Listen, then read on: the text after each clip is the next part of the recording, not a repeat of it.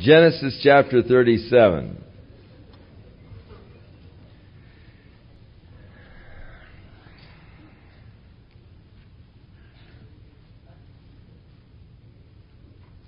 And Jacob dwelt in the land wherein his father was a stranger, in the land of Canaan. And these are the generations of Jacob. Joseph, being 17 years old, was feeding the flock with his brothers.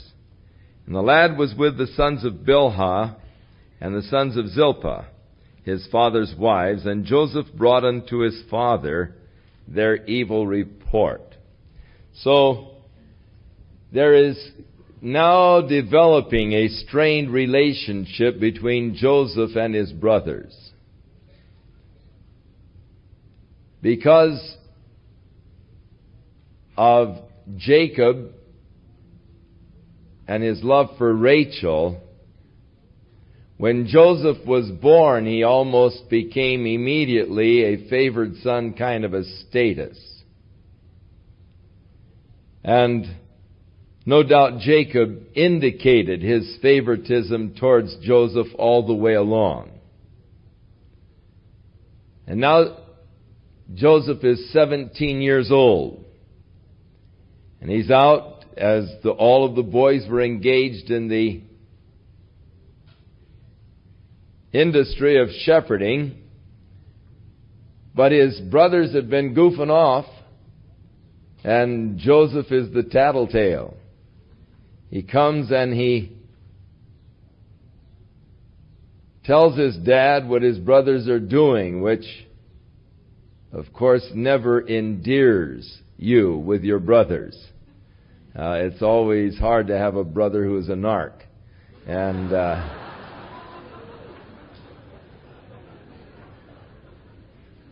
so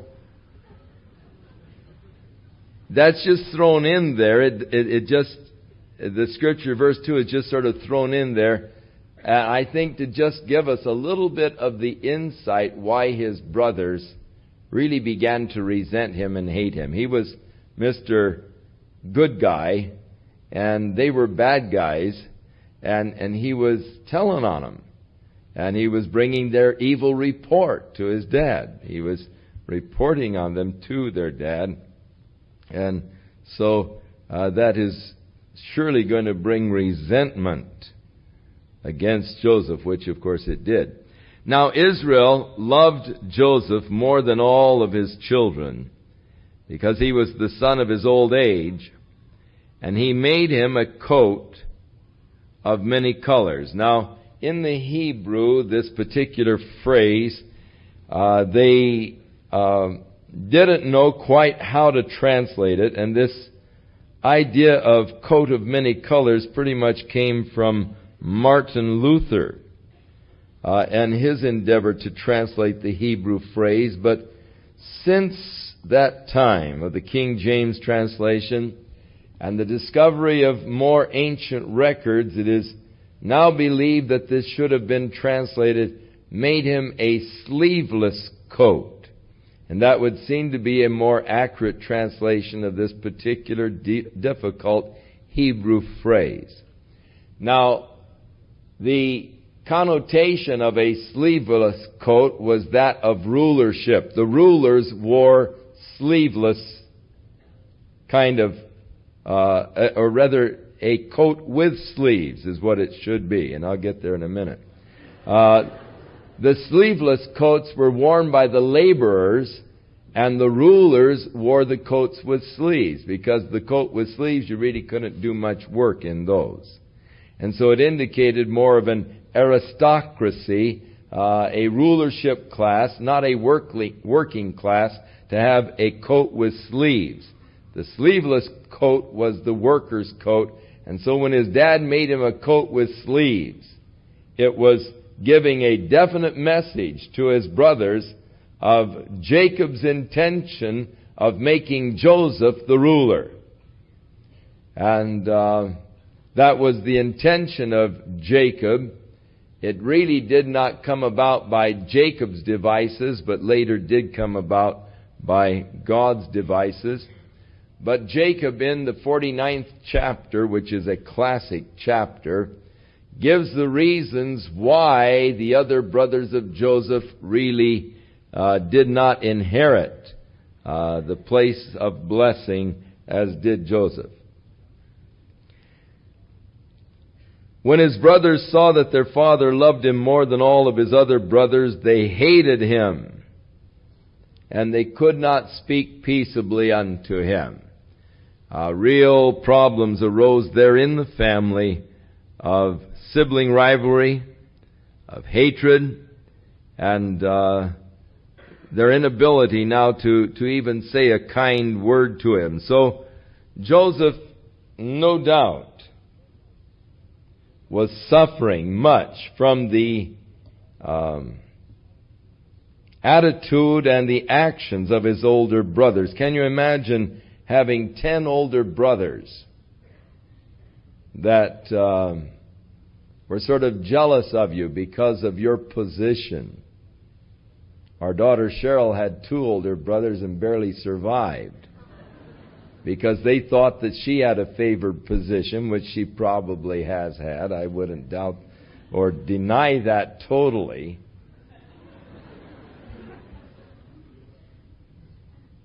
But she suffered much at the hands of her brothers because of their supposed, at least, favored position that they thought that she had within the family, just because she rules it.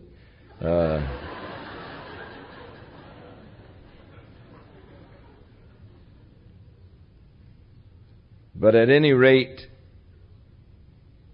Joseph had to go through with 10 older brothers, all of them feeling resentment towards him, none of them able to really speak a kind word to him. And you can imagine all of the things that they did to antagonize him and to torment him. You know, tripping him and giving him an elbow now and then, and all of those things that just really made life quite miserable for Joseph. But even to compound the problems, Joseph dreamed a dream, and he told his brothers, and they hated him even more.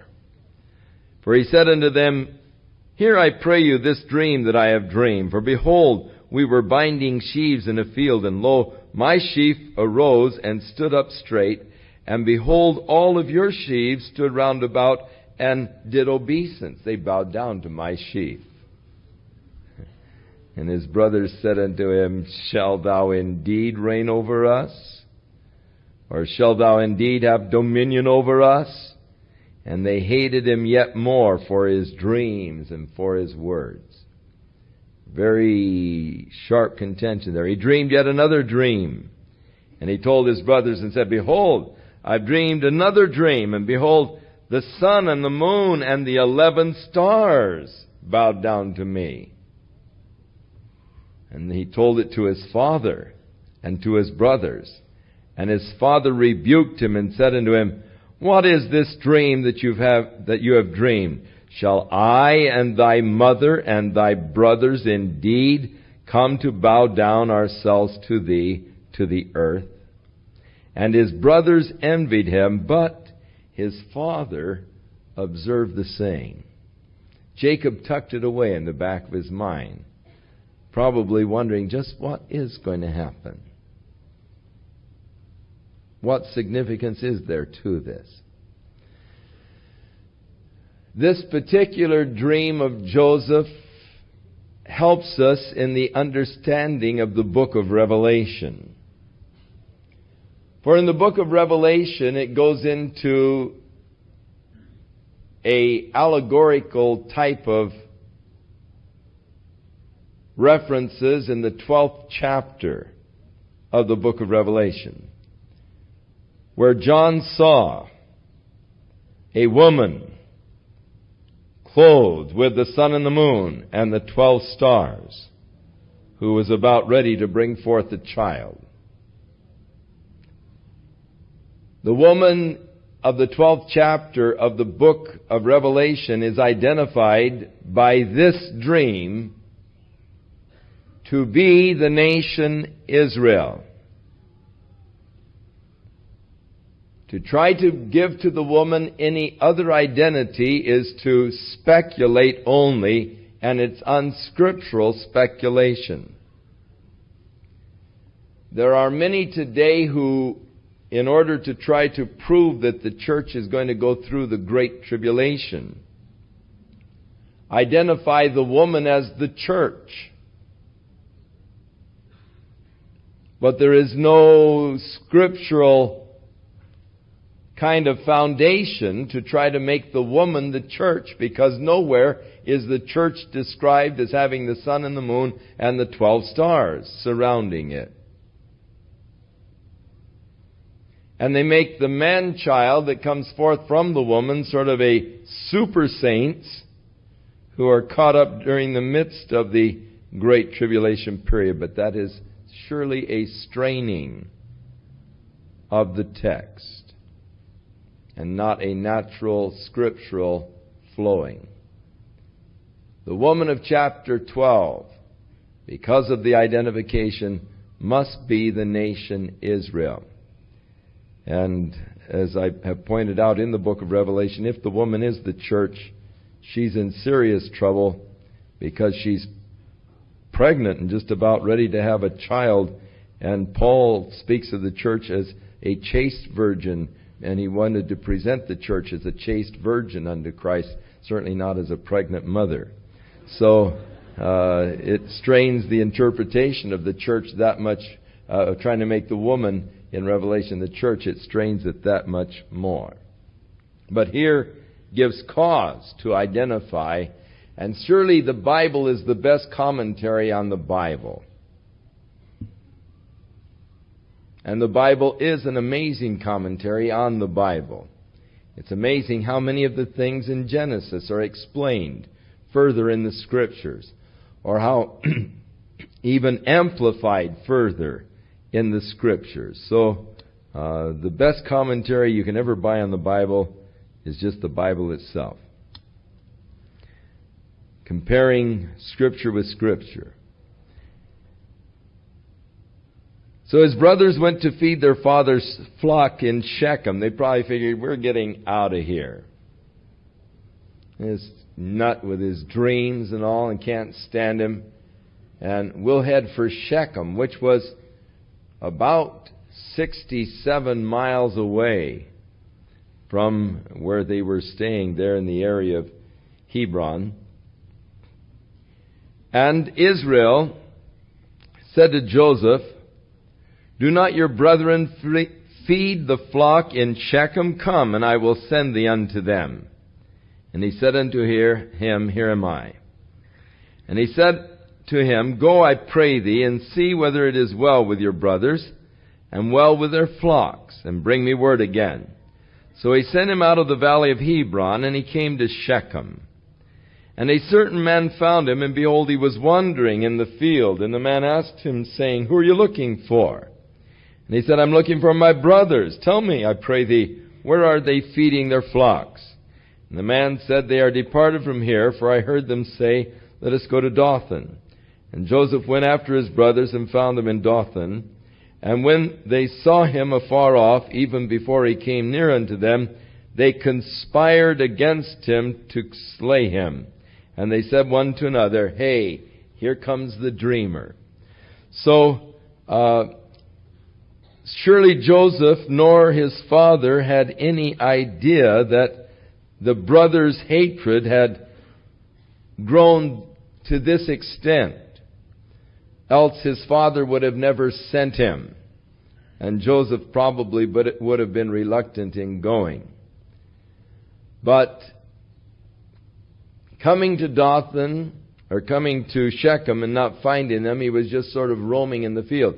I would imagine that he was looking for evidences, probably trying to find a trail, looking for the footprints of the flocks and so forth, and just going back and forth through the field, trying to find the trail, trying to find out which direction they may have gone. And as he was just sort of wandering in the field, looking for evidences of where they might be, this man said, "Who are you looking for?" And he said, "Do you happen to know where my brothers have gone with their flocks?" And he said, "Yeah, I heard one of them say they're going to Dothan." So he headed out 20 miles further north to Dothan. And so he's now almost 90 miles away from home. And his brothers, seeing him come, conspired together to kill him. They said, "Come, now therefore, let us kill him. We'll cast him into a pit, and we'll say some evil beast must have devoured him. And we will see then what will become of his dreams," showing the deep resentment they had towards his dreams. The very idea that they would bow down to him will thwart, really, the plan of God. See what happens to God's plans after we kill him. Of course, there are many who see in Joseph a beautiful type of Jesus Christ. And Satan's endeavor to destroy Jesus to see what could become then of God's plans. And, of course, God's plans were fulfilled in the death of Christ. Reuben heard it, the oldest brother, and he delivered him out of the hands and said, "Hey, let's not kill him." Reuben said unto them, "Don't shed blood. Let's just throw him in this pit that is here in the wilderness. And don't lay any hand upon him, that he might rid him out of their hands to deliver him to his father again." Now, Reuben, being the oldest brother, would be then the one who would be most responsible. He would be the one that would be responsible to his dad for his youngest brother. And so, seeing that these guys were really serious in their intention to kill him, he felt that it was his responsibility to save him from their anger. And so he suggests an alternate plan. Don't kill him. Just throw him in the pit. Let him starve to death. And that way you don't get your hands bloody. And you won't have his blood on your hands. You just let him die there in the pit. And he was intending to come back around later and to let Joseph out of the pit and deliver him back safe to his father. Joseph would have been safe around his father. It came to pass when Joseph was come to his brothers that they stripped Joseph out of his coat of many colors that was on him, even as they stripped Jesus of his robe and cast lots. And they took him and cast him into a pit. The pit was empty. There was no water in it. So it indicates that it was probably a cistern. Now, all over that land, they have dug these huge cisterns in the rock, which are water reservoirs. And some of them were dug in an area where there was a fracture in the rock, and they would not hold water. So here was a cistern. It was empty. They usually, all of them have very steep sides. And so they decided to dump Joseph in the cistern. And they sat down to eat bread. And they lifted up their eyes, and behold, a company of Ishmaelites came from Gilead with their camels, bearing spices and balm and myrrh, going to carry it down to Egypt. And Judah said to his brothers, "What profit is it if we kill our brother and conceal his blood? Let's sell him to the Ishmaelites, and let not our hand be upon him, for he is our brother in our flesh." And his brothers were content. Now, whether or not it was Judah's desire to save his life or to make money is only a matter of speculation. But he is suggesting that they, again, not actually kill him. They could actually make some money off of him. What profit is it to kill him? Let's just sell him and we'll make money off of him. And how pure were Judah's motives, or well-intentioned as far as Joseph is concerned, is only speculation. We really don't know for sure. Then there passed by the Midianite merchantmen, and they drew and lifted up Joseph out of the pit, and sold Joseph to the Ishmaelites for 20 pieces of silver, and they brought Joseph into Egypt. And so he is rejected by his brethren, and sold. Even, again, in the typology, as Christ was rejected by His brethren and was sold for 30 pieces of silver by Judas Iscariot. Now, at this point, Joseph was really crying and pleading with his brothers that they would have mercy on him and all. And his brothers just really turned a deaf ear unto his pleas. And later on, in the book of Genesis, it tells how that his brothers, when he was playing games with them in Egypt and putting pressure on them, said, this is really our fault. We didn't have mercy on our brother. In the 42nd chapter, verse 21. And they said one to another, we are verily guilty concerning our brother, in that we saw the anguish of his soul when he begged us, and we would not hear. Therefore is this distress come upon us. And so, going just a little bit ahead in the story, when Joseph became the ruler in Egypt, and his brothers came down to buy grain, they did not recognize Joseph. Of course, some 20 years had transpired. Joseph was just 17 years old when his brothers sold him. He was 30 years old when he came to Pharaoh, and he was 7 years of the famine. Of the feast, or the plentiful years. So he was at least 20 years older since his brothers last saw him. And he was now older, matured, and had no doubt the style of hair and beard and so forth as the Egyptians. And they didn't recognize that this was their brother, but he recognized them, but didn't let them know who he was. Spoke to them through an interpreter. But he started giving them a bad time. He said, you guys are spies. You're not brothers. You come down here to spy out Egypt.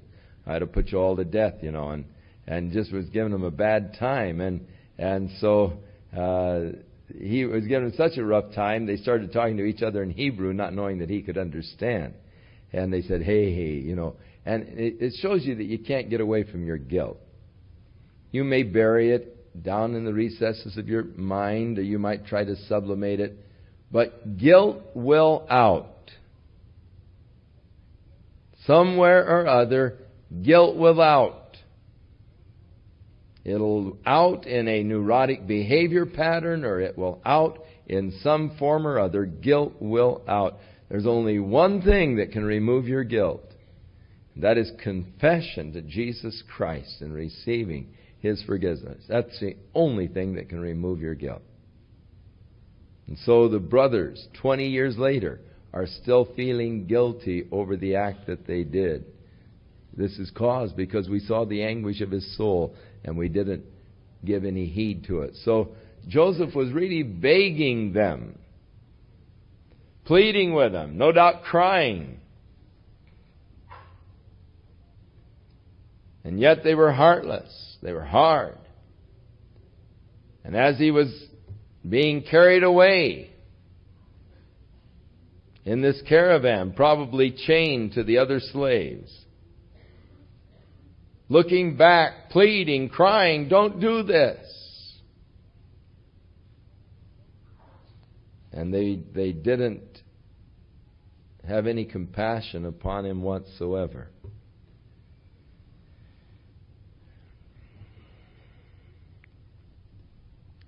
So later Reuben evidently had gone off someplace while the brothers conspired to sell him.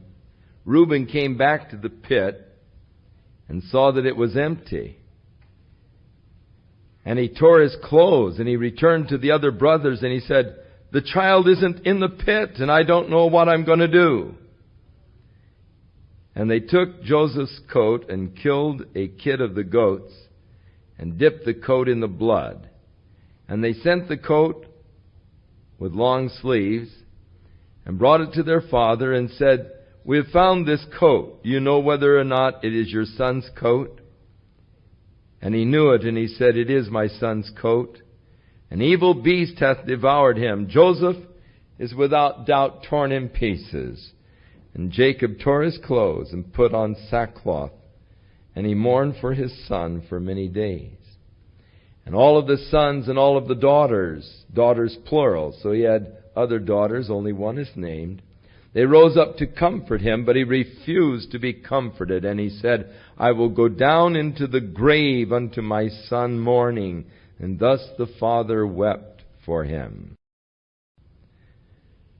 Jacob, the deceiver, deceiving his brother, or actually deceiving his father to get his brother's blessing, ends up being deceived. Deceived by his father-in-law Laban, and now deceived by his own sons. Notice the sons didn't say anything about it. They let the old man come to his own conclusions. They just brought him a bloody coat and said, "Do you recognize this? Does it happen to belong to your son?" And they let their dad just jump to the conclusions that an animal must have killed his son. Joseph is no doubt torn in pieces. And they let him jump to that conclusion and then let him believe it. But they were deceiving him. And so again, he who deceived ends up being deceived. Now, the last verse seems to belong it just closes off this chapter, and then chapter 38 is just sort of a separate little story, all on its own. The Midianites sold him into Egypt unto Potiphar, an officer. The word officer here in Hebrew literally is eunuch, a eunuch of Pharaoh's, and the captain of the guard. Now chapter 38 is just thrown in to give us a little bit of historic background concerning the ancestry of Jesus Christ.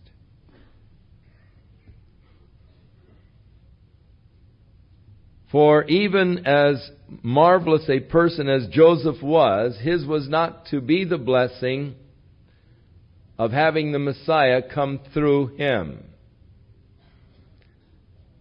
The Messiah was to come through the tribe of Judah, not the tribe of Joseph.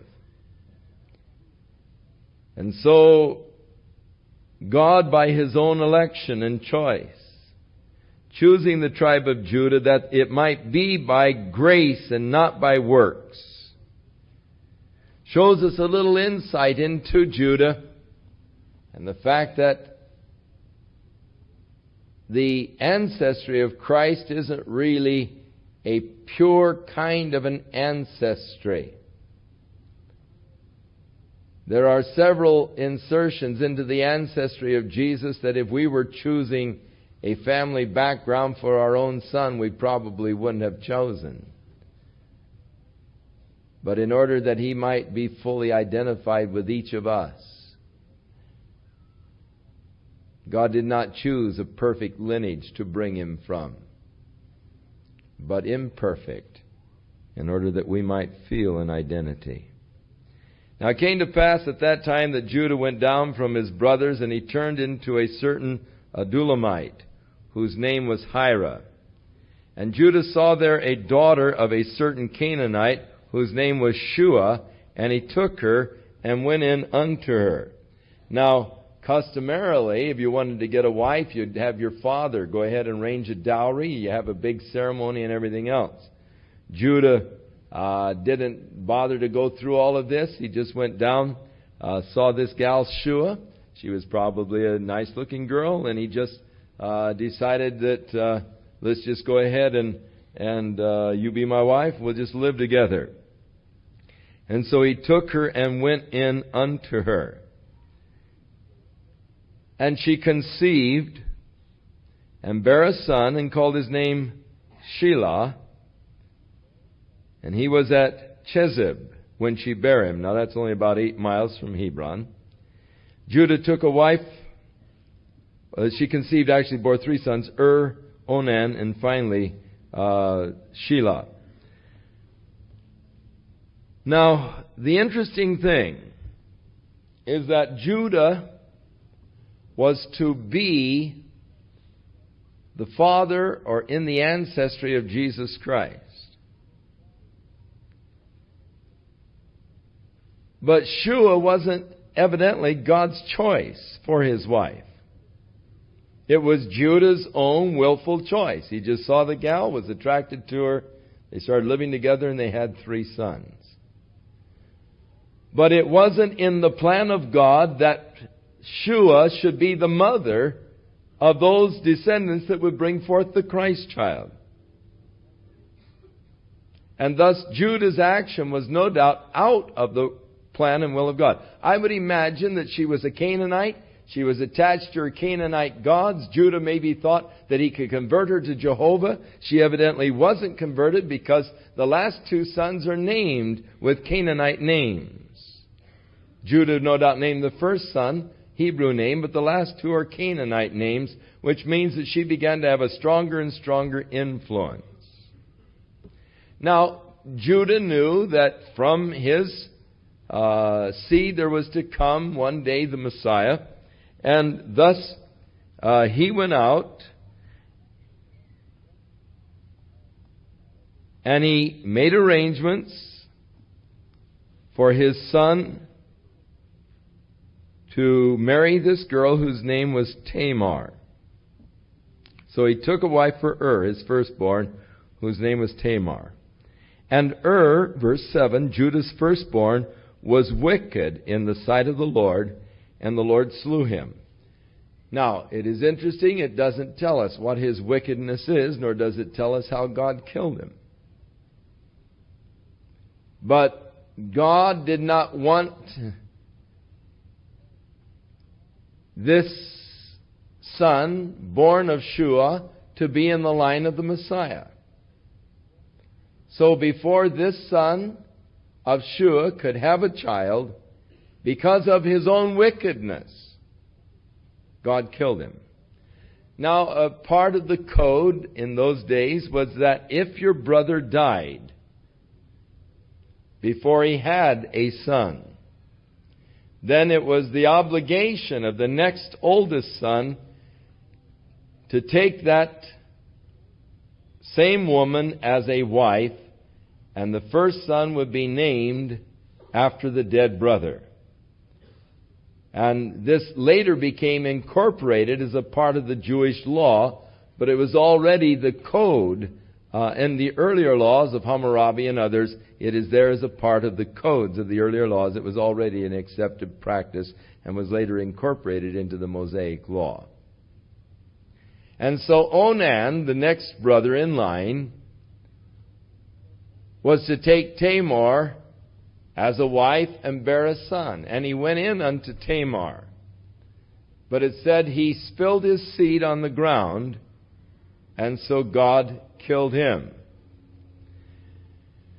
Now, there are those that would seek to use this particular text as a text against masturbation, but it is not at all for that reason that God slew Onan. It is interesting that the Bible really says nothing about that particular practice. Some use this for an argument against coitus interruptus, but again, it isn't that at all for which God slew him. The reason that God slew him was his failure to be obedient to the law that God had established of raising up a seed for the dead brother. It was a rebellion against that established law of God for which God slew him. Now, as far as these other 2 things, the Bible is completely silent. And where the Bible is silent on a subject, we must remain silent. And just take certain scriptures, such as Romans the 14th chapter, and let that be the criteria of judgment. Let every man be fully persuaded in his own mind. As far as birth control in the family's exercise of birth control, methods of birth control or something, that is something that each family must work out. The Bible doesn't actually cover or deal with these issues. Where the Bible doesn't deal specifically with the issues, then we just have to take where the Bible deals with the non-specified issues. And that is that each person has to be convinced in their own mind of what is right and what is wrong. And thus each couple must determine within themselves the method of birth control practices that they want to follow. I do think that God expects us to use wisdom as far as the size of our families. And I do not believe that God has intended that intercourse be strictly for the perpetuation of the human race between husband and wife, but to be a very pleasurable experience between husband and wife, an experience that draws them together. And in Hebrews we read that marriage is honorable among all men, and the bed undefiled. And so Paul teaches in Corinthians that there should be a mutual understanding and arrangement between husband and wife as far as the frequency of their intimate relationships. But yet there should not be a prolonged withholding of one from the other, lest Satan would move in and use that prolonged time as an opportunity to tempt. And so this scripture here, where Onan spilled his seed upon the ground and God slew him, must be taken in its context. It is not an argument against these practices that men have used it as an argument against them, but it is actually because he failed and rebelled against the law of God in raising up a seed for his dead brother. That is why the Lord slew him. And that's why we don't have children in the Sunday evening services. Because it's good to talk to you on an adult level. And these things are there. They're issues in the Bible, and we shouldn't really skirt them. And I don't know what they did on the radio, but...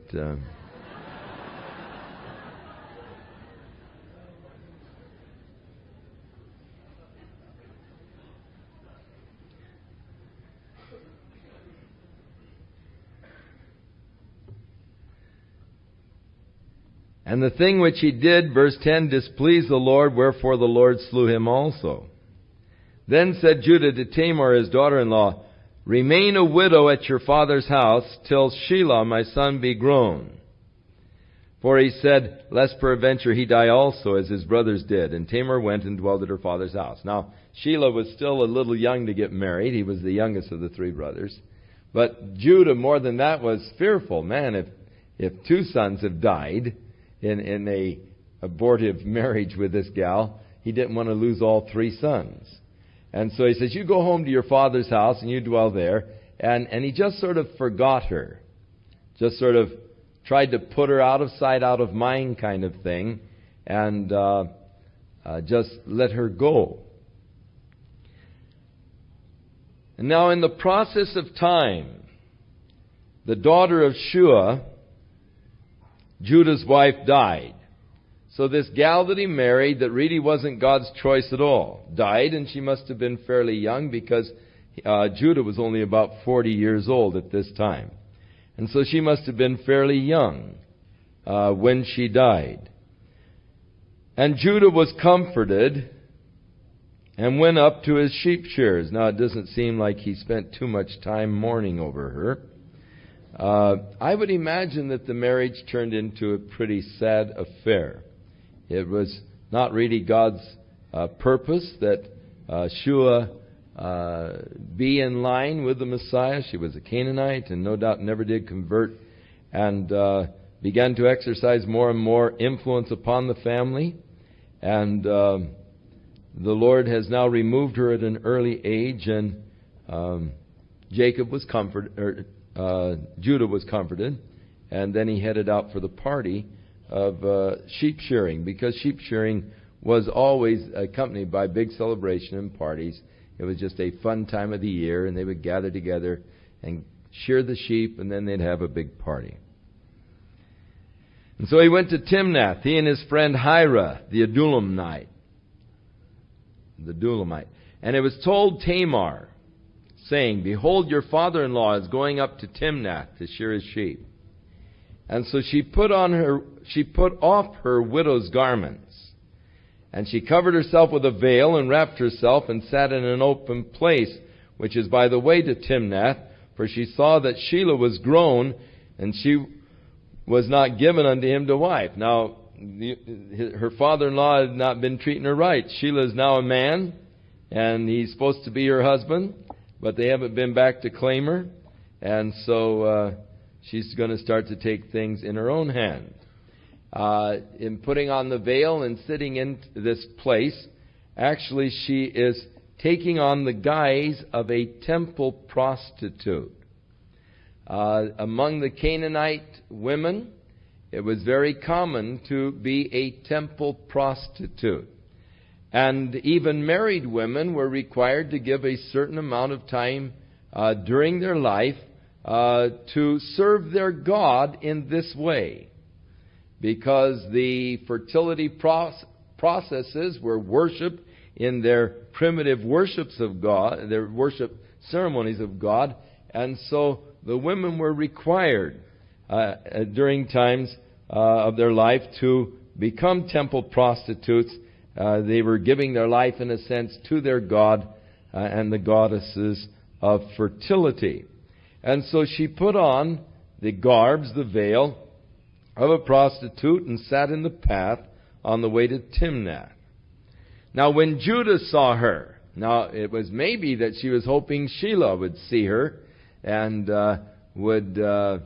then he was the one supposed to marry her anyhow, and she maybe was figuring to catch him, but instead the dad saw her.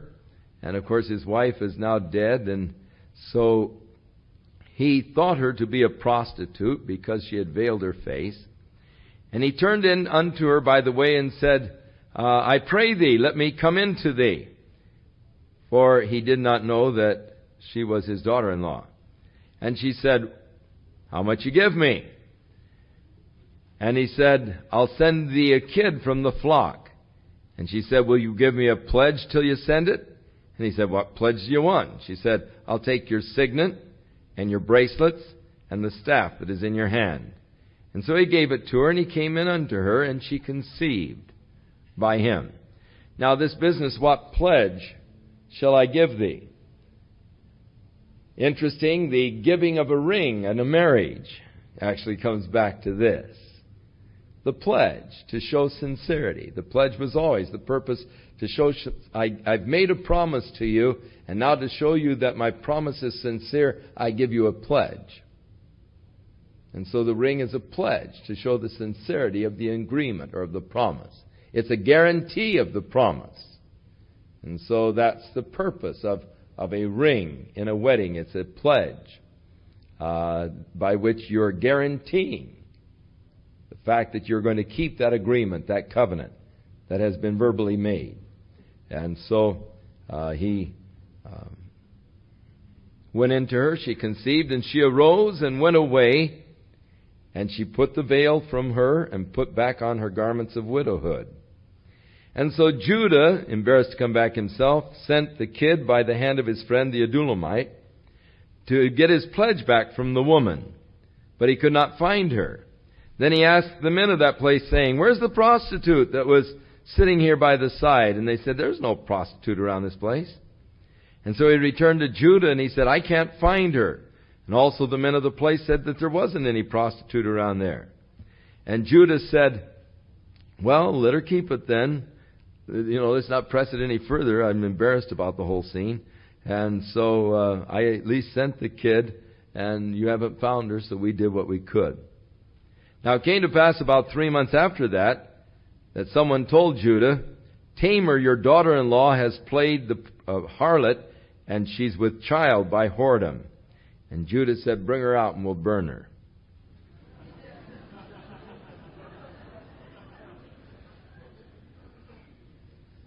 The whole thing with Tamar had been a sort of an uncomfortable thing, and he probably thought, oh, I'll finally get rid of her, and, that's it now. But he had a surprise coming. When she was brought forth, she sent to her father-in-law, saying, by the man who owns these, I am with child. And she said, take a careful look, I pray thee. Do you recognize this signet, and these bracelets, and this staff? And Judah acknowledged them and said, she has been more righteous than I, because that I gave her not to Shelah my son. But he knew her not again. But it came to pass, in the time of her travail, that behold, twins were in her womb. And it came to pass, when she travailed, that one of them put his hand out, and the midwife took and bound upon his hand a scarlet thread, saying, this came out first. And it came to pass, as he drew his hand back in, that behold, his brother came out. And she said, how hast thou broken forth? This breach be upon thee. Therefore his name was called the breach, or breaking forth. And afterward came out his brother that had the scarlet thread upon his hand, and they called his name Zara. So twins were born. And again, it's interesting, the one seemed to be coming out of the womb and suddenly retracted his hand, and the other was born first, because the other was to be the one through which the line of Christ was to come. So Shua and her sons are out of the way as far as the line and genealogy to lead to Jesus Christ. And now the genealogy of Christ is going to come through Pharez, the son of Tamar. So God finally has things worked around now. The way He had wanted them, it was a long roundabout process, and yet God has very interesting ways of working out His plans and His purposes in our lives. So, chapter 38 of Genesis, why was it put in the record? I don't know. But I'm sure that God had a purpose for putting it in the record. And perhaps one of the purposes is to show that Christ came from just common, ordinary, human, passionate people who are not at all perfect, in order that we might be able to better identify with Jesus Christ ourselves, because we are plain, ordinary, passionate people, far from perfect. And perhaps God is wanting to show how that His purposes can overrule man's mistakes. Judah in his own flesh, going out and choosing Shua as a wife, but God not wanting Shua to have anything to do with the genealogy that will lead to his son. Tamar being God's choice.